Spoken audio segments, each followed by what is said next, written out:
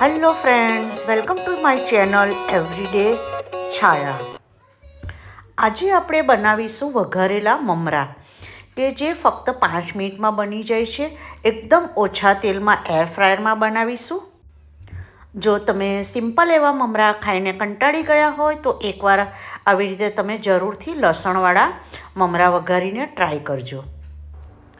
આ માટે આપણે એર ફ્રાયરની બાસ્કેટ લઈ લઈશું અને એમાં આપણે મમરા કે પછી મુરમુરા જે કહેવામાં આવે છે તેને ઉમેરી લઈશું. તેને મેં પહેલેથી જ ચાળી અને સાફ કરી દીધા છે.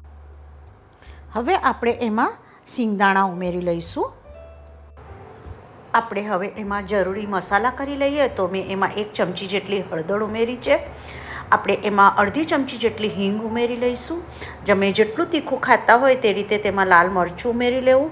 મેં એમાં થોડા કઢી પત્તા ઉમેરી લીધા છે અને ટેસ્ટ મુજબ આપણે એમાં મીઠું ઉમેરી લઈશું.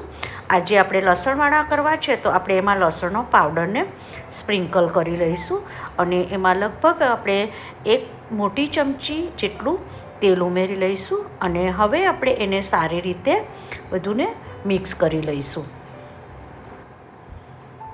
આપણે એને બરાબર મિક્સ કરીશું જેથી કરીને જે મસાલા છે તે બરાબર મમરા ઉપર કોટ થઈ જાય.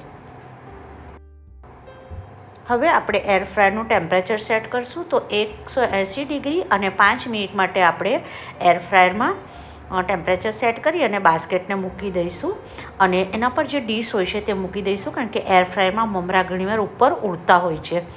તો 5 મિનિટ પછી આપણે જોઈશું તો આપણા મમરા એકદમ સરસ રીતે ક્રિસ્પી થઈ ગયા છે. જો એમાં કઢી પત્તા પણ એકદમ ક્રિસ્પી થઈ ગયા છે અને જે એન્જોય કરવા માટે રેડી છે. મમરા થોડા ઠંડા પડે એટલે આપણે એને કોઈ એરટાઇટ કન્ટેનરમાં ભરી લઈશું.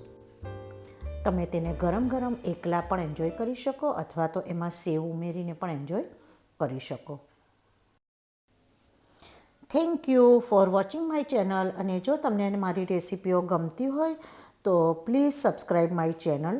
લાઇક, શેર અને સબસ્ક્રાઈબ એકદમ ફ્રી છે.